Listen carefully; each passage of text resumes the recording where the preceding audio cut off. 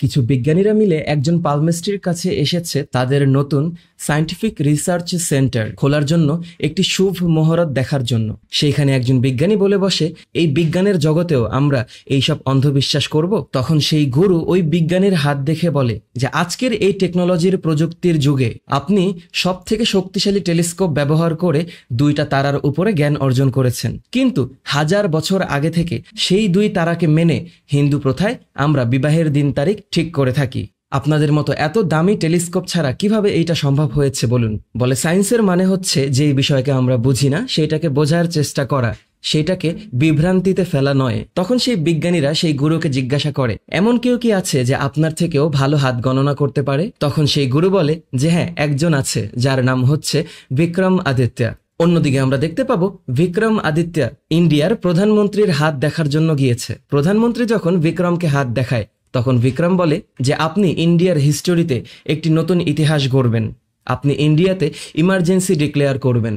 প্রধানমন্ত্রী বলে, তুমি কি বলছো সেটা তুমি বুঝতে পারছো? বিক্রম বলে যে আমি যা বলেছি সেটা সঠিক। অন্যদিকে সেই বিজ্ঞানীরা যখন গুরুকে জিজ্ঞাসা করে বিক্রম আদিত্য বর্তমানে কোথায় আছে, তখন সেই গুরু জবাব দেয় বিক্রম আদিত্য দেশ ছেড়ে চলে গিয়েছেন, এবং কেন চলে গেছে সেটা শুধুমাত্র ওই জানে। বিক্রম আদিত্য বর্তমানে পুরো পৃথিবী ভ্রমণ করে বেড়াচ্ছে, ওর লাইফের বিভিন্ন স্বপ্নগুলোকে পূরণ করছে। ওর এক একটা দিন কাটে এক এক দেশে, ওর এক একটা রাত কাটে এক একটা মেয়ের বুকে। এরকমই একটি মেয়ে যখন একদিন ওকে বলে বসে যে বিক্রম আমি তোমাকে ভালোবাসি, তখন বিক্রম ওকে থামিয়ে দেয় এবং বলে আমার হাতের মধ্যে লাভ লাইন নেই, এবং সেইখান থেকে চলে যায়। তার পরের পর্বেই আমরা দেখতে পাবো আমাদের গল্পের হিরোইন প্রেরণা একটি ট্রেনের দরজার সামনে দাঁড়িয়ে আছে, যে এখানে কিছু ছেলে আসার পর প্রেরণা ছেলেগুলোকে বলে তোমরা কি আমাকে সামলাতে পারবে? প্রেরণা ওর ওড়নাটাকে খুলে কোমরে বেঁধে নেয় এবং ছেলেগুলোকে ধরিয়ে দেয়। ও কিছুক্ষণ দরজার বাহিরে ঝুলে থাকে এবং চোখ বন্ধ করে সেইটাকে উপলব্ধি এবং অনুভব করতে থাকে। এইটা ওর কাছে অনেক ভালো লাগে। ও উঠে আসার পর ছেলেগুলোকে কফি অফার করলে ছেলেগুলো ভয় পেয়ে সেখান থেকে চলে যায়। প্রেরণা চলে আসে ওর হাসপাতালে। সেইখানে একজন লোকের কিছুই হয়নি, কিন্তু তারপরও উনি টেস্টের পর টেস্ট করেই যাচ্ছেন এবং হাসপাতাল থেকে কোথাও যাচ্ছেন না, কারণ তার কাছে মনে হয় উনি অসুস্থ।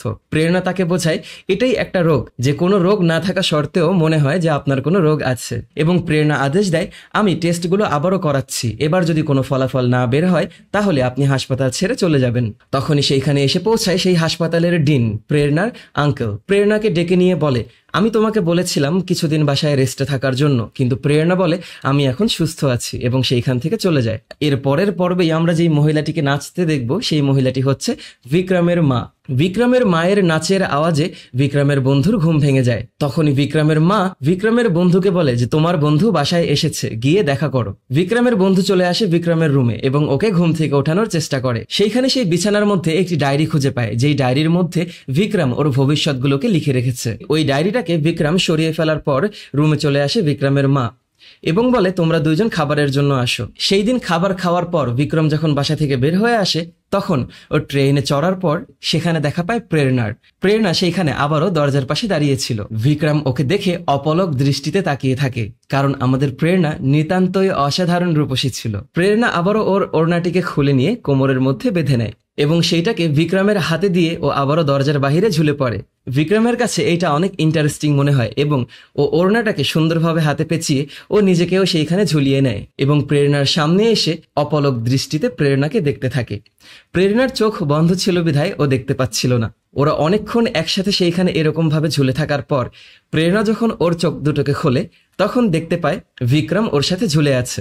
ও বিক্রমকে নিয়ে সাথে সাথে ভিতরে ঢুকে আসে এবং বিক্রম এর পরেও অপলক দৃষ্টিতে ওর দিকে তাকিয়েই থাকে। প্রেরণা এক পর্যায়ে ভাবে বিক্রমকে কিছু বলবে, কিন্তু ও কিছুই বলতে পারে না। প্রেরণা ট্রেন থেকে বের হয়ে আসার পর বিক্রম ওর পিছু করে বাহিরে বের হয়ে এসে চিৎকার করে ওকে ডাকা শুরু করে। স্টেশনে থাকা সবাই বিক্রমের দিকে তাকিয়ে থাকলেও শুধুমাত্র প্রেরণা ওর দিকে তাকিয়েও দেখে না। প্রেরণা এসে একটি বাসে উঠে গেলে বিক্রম সাথে সাথে আরেকটি বাসে উঠে যায় এবং সেই বাসটাকে বলে সামনের বাসটাকে ফলো করার জন্য। বাস দুটি একটি ব্রিজের উপরে এসে এক জায়গায় জ্যামে পড়ে যায় এবং বিক্রমের গাড়ির দরজার সামনে আরেকটি গাড়ি চলে আসলে দরজাটি লক হয়ে যায়। বিক্রম তখন গাড়ির মধ্য দিয়েই জানালা দিয়ে প্রেরণার সাথে কথা বলার চেষ্টা করে। ওই গাড়িতে থাকা এক বাচ্চাকে বলে প্রেরণাকে ডাক দেওয়ার জন্য। প্রেরণা যখন ওকে দেখতে পায় তখন বলে আমি তোমার কোনো কথা শুনতে পাচ্ছি না। বিক্রম বাসের জানালার মধ্যে মুখের হাওয়া দিয়ে সেইখানে লিখে প্রেরণার নাম জিজ্ঞাসা করে এবং প্রেরণাও একইভাবে সেই জানালার গ্লাসে জিজ্ঞাসা করে যে কেন। তখন আমাদের বিক্রম বলে যে তোমার নাম দিয়ে আমি গজল লিখব। প্রেরণা বলে যখন আবারও দেখা হবে আমাদের তখন। কিন্তু বিক্রম যখন জিজ্ঞাসা করে আবার কবে দেখা হবে, তখন গিয়ে প্রেরণা বলে যদি ভাগ্যে লেখা থাকে।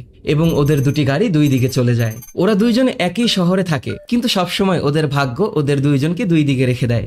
একদিন সকালে বিক্রমের বাসায় এসে পৌঁছায় বিক্রমের গুরু। বিক্রমের গুরু তখন বলে আমি একটা বই লিখেছি, এই বইটাতে তোমার সাইন লাগবে, আমি চাই এই বইতে তুমি তোমার নাম লিখে দাও। তখন বিক্রম দেখে সেই বইয়ের নাম ছিল পালমিস্ট্রি 99% সায়েন্স। বিক্রম বলে আমি আপনার এই বইতে সাইন করতে পারবো না, পালমিস্ট্রি হচ্ছে একেবারে পিওর 100% সায়েন্স, আপনি কেন সেইখানে 99% লিখেছেন? তখন বিক্রমের গুরু বিক্রমকে বলে যে কোনো কিছুই কখনো 100% সঠিক হয় না। এবং সেই দিন বিক্রমের গুরু বলে যে তোমাকে আমার হয়ে ইন্ডিয়ার সব থেকে বড় বিজনেসম্যানের সাথে দেখা করতে হবে। বিক্রম চলে আসে ইন্ডিয়ার সেই সব থেকে বড় বিজনেসম্যানের কাছে এবং সেই বিজনেসম্যান তার হাত দেখতে বললে বিক্রম বলে যে আপনার পলিটিক্সের প্রতি অনেক ইন্টারেস্ট, কিন্তু পলিটিক্সে আপনার কোনো ভবিষ্যৎ নেই। আপনি পলিটিক্স করার জন্য পলিটিক্স পরিবারের এক মেয়েকে বিয়ে করেছেন, এমনকি ছোটবেলায় আপনি স্টুডেন্ট লাইফে পলিটিক্সের সাথে জড়িত ছিলেন, কিন্তু আপনি নভেম্বরের 28 তারিখে আপনার বাবার বিজনেস টেক ওভার করবেন এবং পলিটিক্সে আপনি কোনোদিন সফলতা পাবেন না। বিক্রমের কাছ থেকে এই কথা শুনে সেই বিজনেসম্যান একেবারেই ক্ষেপে যায় এবং বিক্রমকে বলে তুমি আমার পলিটিক্স লাইফকে গড়ে দাও, আমি তোমার লাইফকে গড়ে দেব। বিক্রম বলে আমি যা বলেছি সেটাই, এর বাহিরে আর অন্য কোনো কথা হবে না। এবং বিক্রম সেইখান থেকে বের হয়ে যায়। সেই বিজনেসম্যানের লোকেরা তখন বিক্রমকে ফলো করা শুরু করলে বিক্রম দৌড়ে পালানোর চেষ্টা করে। যখন এক পর্যায়ে সেই বিজনেসম্যানের গুন্ডারা ওকে তাড়া করে বসে, তখন ও রাস্তার ভিতর দিয়ে যাওয়ার সময় একটি গাড়ি এসে ওকে আঘাত করে বসে এবং ওর অ্যাক্সিডেন্ট হয়ে যায়। ও রক্তাক্ত শরীরে হাসপাতালে এসে পৌঁছায় এবং সেইখানে আমাদের প্রেরণার দেখা পেয়ে যায়। তখন প্রেরণা বলে তোমার কি হয়েছে? বিক্রম বলে হাতে লেখা ছিল এবং সেইখানেই বেহুশ হয়ে প্রেরণার বুকের মধ্যে পড়ে যায়। প্রেরণার চাচা যখন বিক্রমকে দেখতে আসে তখন বলে যে উনি একজন পালমিস্ট্রি, ওয়াও। এবং সেই মুহূর্তে বিক্রম প্রেরণার নাম ধরে চিৎকার করে ডেকে ওঠে। প্রেরণার আঙ্কেল যখন বিক্রমকে জিজ্ঞাসা করে যে তোমার কি হয়েছিল, তখন বিক্রম বলে আমি প্রেরণার জন্য একটি অ্যাম্বুলেন্সের সামনে ঝাঁপ দিয়েছিলাম। আশেপাশের সবাই ওকে না করতে থাকে, কিন্তু তারপরও ও কোনো কথাই শোনে না। প্রেরণার আঙ্কেল বলে প্রেরণাকে আমার রুমে পাঠাও এবং সেইখান থেকে চলে যায়। পাশে থাকা সেই লোকটি বিক্রমকে বলে যদি তোমার বলারই ছিল তাহলে প্রেরণাকে বলতে, প্রেরণার আঙ্কেলকে কেন বললে? তখন আরেকজন ডাক্তার এসে বিক্রমকে বলে তুমি কি জানো যে প্রেরণাকে আজ পর্যন্ত কত ছেলেরা প্রপোজ করেছে, কিন্তু প্রেরণা কখনো প্রেম ভালোবাসার উপরে বিশ্বাস করে না। তখনই বিক্রম বলে যে আমি তো এমন মেয়েই খুঁজছিলাম। এই কথা শুনে ডাক্তার বলে যে অবশ্যই তোমার মাথার স্ক্যান আরেকবার করাতে হবে।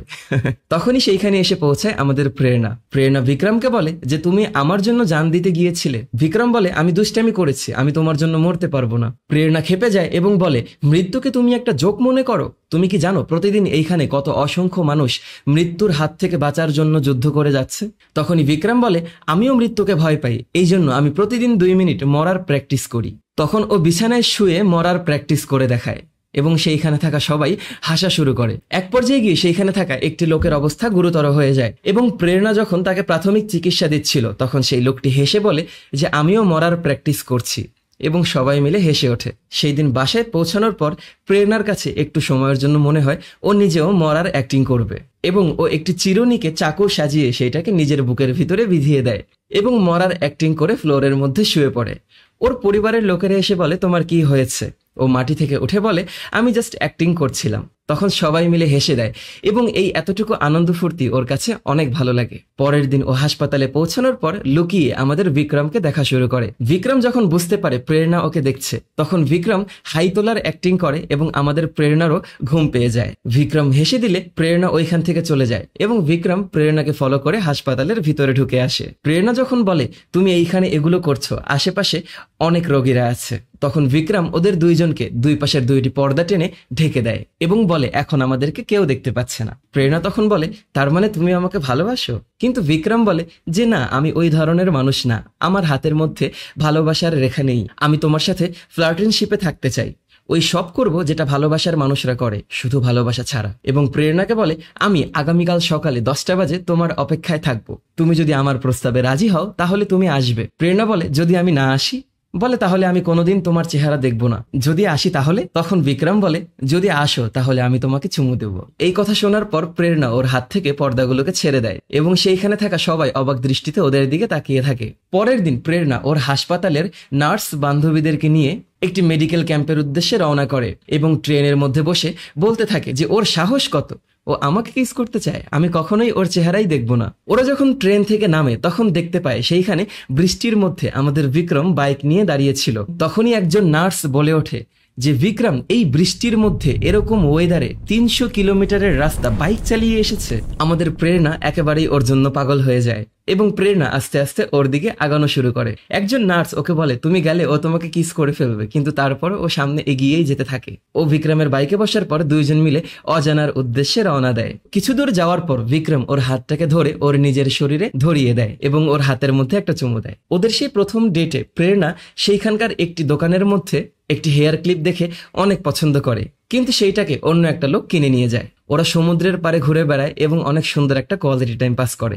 এরকম টানা 14 দিন ডেট করার পর একদিন রাতে যখন বিক্রম প্রেরণাকে বাসায় পৌঁছে দেবে, তখন বাসার ইন্টারকমের মধ্যে হাত দিয়েই প্রেরণাকে বলে যে আমরা আজ পর্যন্ত 97টা কিস করেছি, আর 3টা বাকি রেখে লাভ কি। তখন প্রেরণা বলে বাসায় আমি একটা ভালো মেয়ে, যদি বাবা মারা এগুলো শুনতে পায় তাহলে তারা অজ্ঞান হয়ে যাবে। কিন্তু বিক্রমের হাত ইন্টারকমে ছিল বিধায় বাসার সবাই এইটা শুনতে পাচ্ছিল। কিছুক্ষণ পরেই বারান্দার ভিতরে প্রেরণার বোন চলে আসে এবং বলে ক্রিকেট খেলো বা চুমো দাও, যেটা মন চায় সেটা করো, কিন্তু ইন্টারকম থেকে হাত সরিয়ে নাও। দুইজনই লজ্জা পেয়ে যায় এবং প্রেরণা বাসায় না ঢুকে আবারও ওর হাসপাতালের উদ্দেশ্যে চলে যায় এবং বিক্রমও বাসায় চলে যায়। বাসার ভিতর থেকে প্রেরণার দাদি খাবার টেবিলে বসেই বলে ওঠে যে অনেক ভালো ম্যাচ খেলছিল, কিন্তু সেঞ্চুরি করার আগে 97তেই আউট হয়ে গেল। এই কথা শুনে প্রেরণার বাবার কাশি চলে আসে। পরের দিন সকালবেলা যখন বিক্রম ওর বাসায় বসে খাবার খাচ্ছিল তখনই প্রেরণা ফোন করে বসে। বিক্রমের মা ফোন তোলার পর প্রেরণা 3টা চুমু দিয়ে বলে যে বিক্রমকে জানানোর জন্য সেঞ্চুরি কমপ্লিট হয়ে গেছে। বিক্রমের মা বিক্রমকে জিজ্ঞাসা করে এটা কোন মেয়ে ছিল যে 3টা চুমু দিয়ে বলল সেঞ্চুরি হয়ে গেছে। তখন বিক্রম বলে হবে কোনো পাগল, রং নাম্বার হতে পারে। বিক্রমের বন্ধু জিজ্ঞাসা করে এটা কোন রং নাম্বার যাকে তুমি বাসার নাম্বার দিয়েছো। তখন বিক্রম বলে এই তো 14 দিন হলেও আমরা দেখা করছি। পরের দিন যখন বিক্রম প্রেরণার সাথে দেখা করার জন্য একটি ট্রেনের মধ্যে চড়ে আসে, তখন ওদের কথা বলা অবস্থায় সেইখানে থাকা এক ব্যক্তি বিক্রমকে চিনে ফেলে এবং বিক্রমের পাশে এসে বলে আমি আপনাকে চিনতে পেরেছি, আপনি ইন্ডিয়ার সব থেকে নামি দামি বিক্রম আদিত্য। আপনার বলে দেওয়া ভবিষ্যৎবাণী আজ পর্যন্ত কখনো মিথ্যে হয়নি। আপনি অনুগ্রহপূর্বক আমার মেয়ের হাত দেখে বলে দিন ওর ভবিষ্যতে কি আছে। বিক্রম মেয়েটির হাত দেখে বলে যে আপনার মেয়ে স্পোর্টসে ভালো ভবিষ্যৎ গড়তে পারবে না, যদি পড়ালেখা করে তাহলে ভালো হবে। সেই মেয়েটি রেগে গিয়ে বলে যেই ভবিষ্যৎ আমি এখনো লিখিনি সেইটা আপনি কিভাবে দেখলেন, এবং রেগে সেইখান থেকে চলে গেলে মেয়েটির বাবা বিক্রমকে সরি বলে সেইখান থেকে চলে যায় এবং সেইখানে থাকা সব লোকেরা বিক্রমকে হাত দেখানো শুরু করে। বিক্রম সবাইকে অ্যাভয়েড করে সেই ট্রেন থেকে আমাদের প্রেরণাকে নিয়ে নেমে যায়। নামার পর হঠাৎ করেই সেই ট্রেনে থাকা সবার হাতগুলো ওর চোখের উপরে ভাসা শুরু করে এবং ও বুঝতে পারে তাদের সবার মৃত্যু আজকে লেখা এবং সবাই সেই একই ট্রেনে আছে।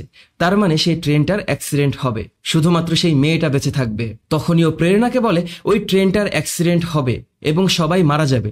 ও প্রেরণাকে রেখেই সেই ট্রেনের পিছনে ছোটা শুরু করে। ও জঙ্গলের মধ্যে দিয়ে দৌড়ে অনেক দূর এসে ট্রেনের সামনে একটি গাছকে ফেলে দেয়, কিন্তু ট্রেনটি সেইখান থেকে রাস্তা মুড়িয়ে অন্য একটি রাস্তায় চলে যায়। সেই দিন রাতে প্রেরণা বাসায় বসে টিভিতে সেই নিউজটি দেখতে পায় যে সেই ট্রেনটির অ্যাক্সিডেন্ট হয়েছে এবং সেই ট্রেনের মধ্যে থাকা সব মানুষরা মারা গিয়েছে। তখন গিয়ে ও বুঝতে পারে যে বিক্রম সত্য কথা বলেছিল। পরের দিন সকালবেলা প্রেরণার আঙ্কেল প্রেরণাকে বলে যে তোমার বিক্রমের থেকে দূরে থাকা উচিত, কারণ তুমি ওকে ভালোবেসে ফেলেছ। কিন্তু ও কি জানে যে তুমি বেশি দিন বাঁচবে না? সেই দিন প্রেরণা চিন্তা ভাবনা করে বিক্রমকে সবকিছু জানাবে এবং বিক্রমকে নিয়ে এক জায়গায় ঘুরতে চলে আসে। তখন প্রেরণা বিক্রমকে জিজ্ঞাসা করে যে আমরা কি আমাদের ভাগ্য পরিবর্তন করতে পারি? বিক্রম বলে যে না, এইটা কখনোই সম্ভব না। প্রেরণা তখন বিক্রমকে নিজের হাত দেখায় এবং বলে বলতো আমার হাতের মধ্যে কি লেখা আছে। বিক্রম বলে 40 বছর বয়সে তুমি তোমার প্রথম হাসপাতাল খুলবে, 70 বছর বয়সে গিয়ে তোমাকে ইন্ডিয়ান গভর্নমেন্ট একটি সম্মানজনক অ্যাওয়ার্ড দেবে, অনেক দিন বাঁচবে তুমি, তোমার অনেক সুন্দর উজ্জ্বল ভবিষ্যৎ তোমার জন্য অপেক্ষা করছে। প্রেরণা যখন এই কথাগুলো শুনছিল তখনই ওর নাক দিয়ে রক্ত বের হয়ে আসে। সাথে সাথে বিক্রম ওকে হাসপাতালে নিয়ে আসে এবং হাসপাতালের সবাই মিলে ওর পিছনে লেগে যায়। বিক্রম জানালার বাহির থেকে এগুলো দেখতে থাকে। কিছু সময়ের মধ্যেই সেইখানে প্রেরণার ফ্যামিলি এসে পৌঁছায়। প্রেরণার আঙ্কেল যখন সেই রুম থেকে বের হয় তখন বিক্রম জিজ্ঞাসা করে ওর কি হয়েছে এবং প্রেরণার আঙ্কেল বলে ওর এমন একটি রোগ হয়েছে যেই রোগের কোনো চিকিৎসা নেই, ওর হাতে আর মাত্র 2 থেকে 3 মাস বাকি আছে। তখনই বিক্রম সেই রুমের ভিতরে ঢুকে আসে। এবং প্রেরণা বিক্রমকে ওর হাত দেখিয়ে বলে, তোমার কি মনে হয় তুমি আমার ভবিষ্যৎ সম্পর্কে যা কিছু বলেছ তার সবকিছু কি আমি এই 2-3 মাসের ভিতরে দেখতে পাবো?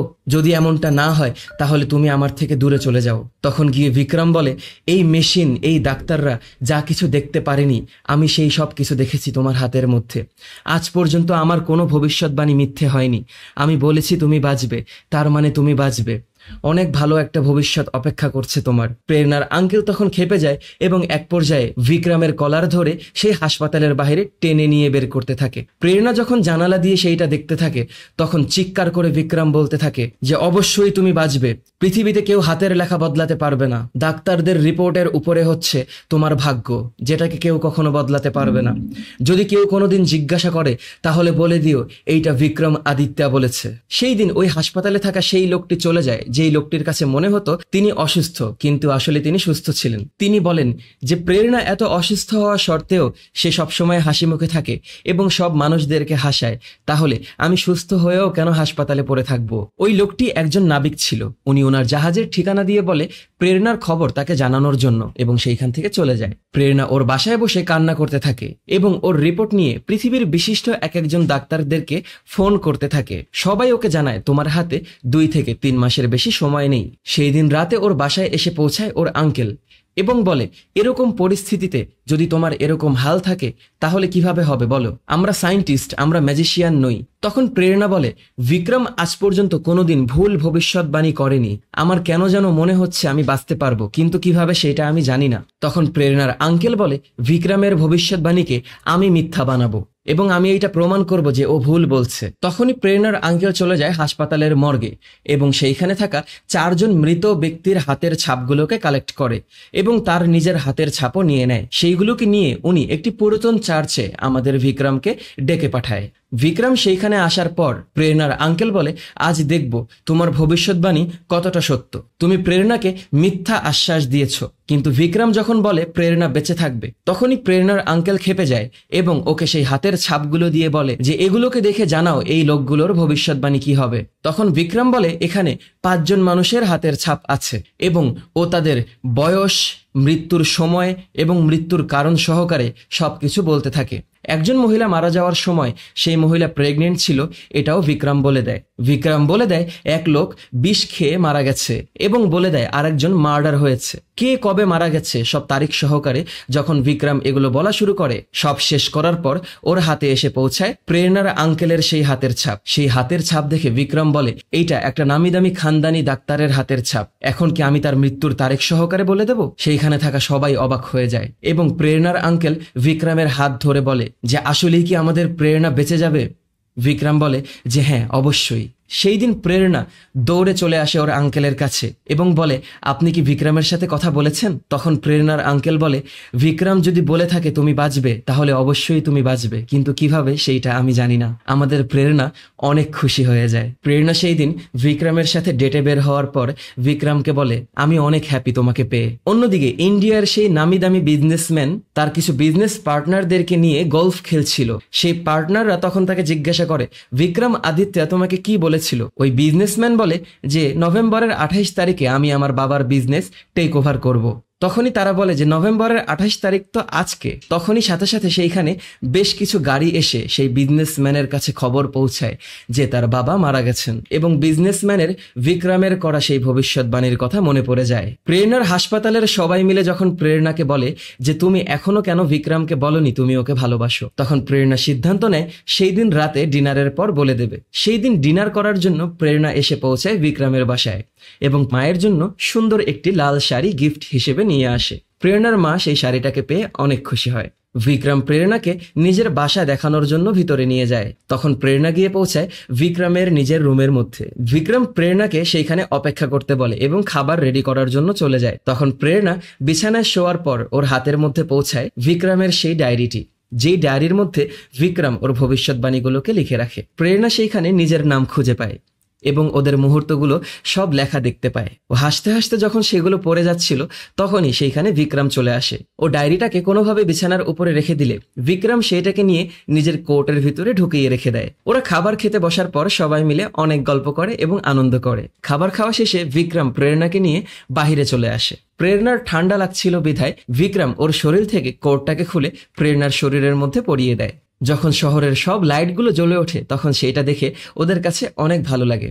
এক পর্যায়ে গিয়ে দুইজনই দুইজনকে কিছু বলতে চায়। আমাদের প্রেরণার ইচ্ছে ছিল ও বিক্রমকে বলবে ও বিক্রমকে ভালোবাসে, কিন্তু বিক্রম প্রথমেই ওকে বলে আমরা যে ফ্লার্টনশিপে ছিলাম সেটা তুমি আমার থেকে ভালো খেলেছ, কিন্তু আমি কখনোই আমাদের সম্পর্ক নিয়ে সিরিয়াস হতে পারবো না। আমাদের প্রেরণার মন ভেঙে যায়। ও যখন বিক্রমকে আই লাভ ইউ বলার চেষ্টা করে তখনই বিক্রম প্রেরণাকে থামিয়ে দেয় এবং হাত দেখিয়ে বলে আমার হাতের মধ্যে কোনো লাভ লাইন নেই। সেই দিন রাতে প্রেরণা কান্না করতে করতে ওর বাসায় এসে পৌঁছায়। বিক্রমের দেওয়া কোটটাকে খুলে ও ফ্লোরের মধ্যে ফেলে দেয় এবং নিজেকে মেরে ফেলার জন্য বাথ ট্যাবের ভিতরে পানি ভরে সেইখানে ডুবে যাওয়ার চেষ্টা করে। সেই দিন রাতে বিক্রমের বাসায় এসে পৌঁছায় ওর টিচার। অন্যদিকে প্রেরণা যখন পানির নিচে ডুবেছিল তখন হঠাৎ করে প্রেরণার মনে পড়ে যে বিক্রম ওর ডায়েরিটাকে সেই কোটের ভিতরে ঢুকিয়ে রেখেছে এবং কোটটা ওর ঘরের ফ্লোরেই পড়ে আছে।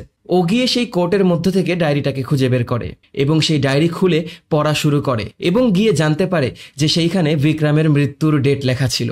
বিক্রম জানে যে ও খুব দ্রুতই মারা যাবে, যার কারণে ও ওর নিজের লাইফের সাথে কাউকেই জড়াতে ইচ্ছুক ছিল না। অন্যদিকে বিক্রম ওর গুরুর সাথে যখন এইটা নিয়ে তর্ক করতে থাকে যে 99% নয় 100% সত্য আমাদের এই হাতের রেখা, তখন বিক্রমের গুরু বিক্রমকে বলে যে আমি যখন কারো হাতের ভবিষ্যৎ পড়ি তখন আমি 100% সঠিক পড়ি, কিন্তু 99% মানুষই শুধুমাত্র সেইটাকে বিশ্বাস করে নেয়।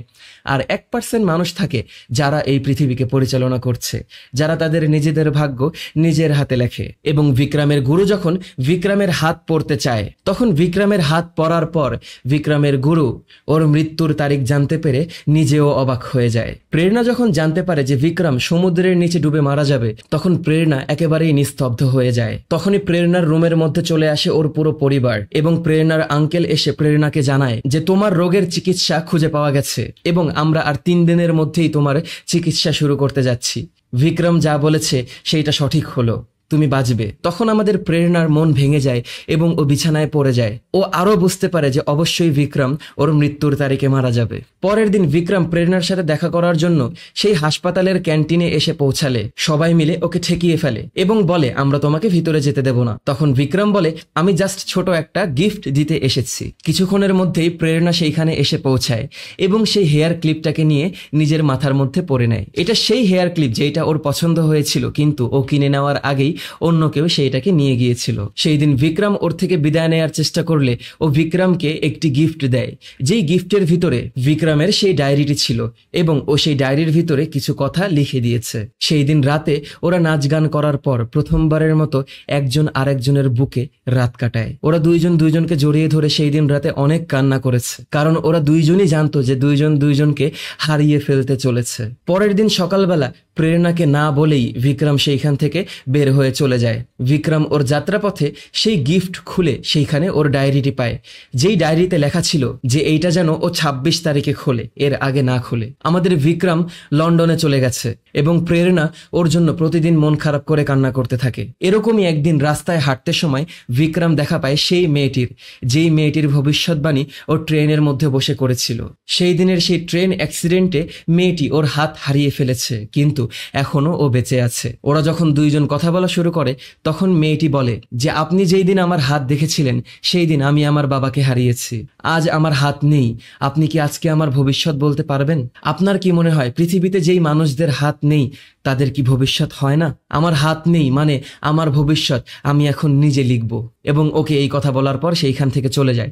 অন্যদিকে প্রেরণা বাঁচার একেবারে সব আশা ছেড়ে দিয়েছে। যখন বিক্রমের মৃত্যুর দিন চলে আসে তখন বিক্রম ওর বন্ধু এবং ওর মায়ের কাছ থেকে একেবারে বিদায় নেয়, কিন্তু এইটা বলে না ও কোথায় যাচ্ছে। ওর যখন মন একেবারে খারাপ হয়ে যায় এবং ও ওর হাত থেকে ব্যাগটাকে ছুঁড়ে ফেলে দিলে সেই ব্যাগের মধ্য থেকে ডায়েরিটা বের হয়ে আসে। ও ডায়েরি খুলে সেইখানে বসে পড়া শুরু করে এবং জানতে পারে সেইখানে প্রেরণা লিখে দিয়েছে যে আমি জানি তুমি বাঁচবে না, তুমি মারা যাবে। তোমার মৃত্যুর ডেট লেখা ছিল, আমি সেইটা পড়ে ফেলেছি। যদি আমি তোমাকে না পাই তাহলে আমি নিজের জীবনটাও নিজে দিয়ে দেব। তোমাকে ছাড়া আমি বেঁচে থেকে কি করব?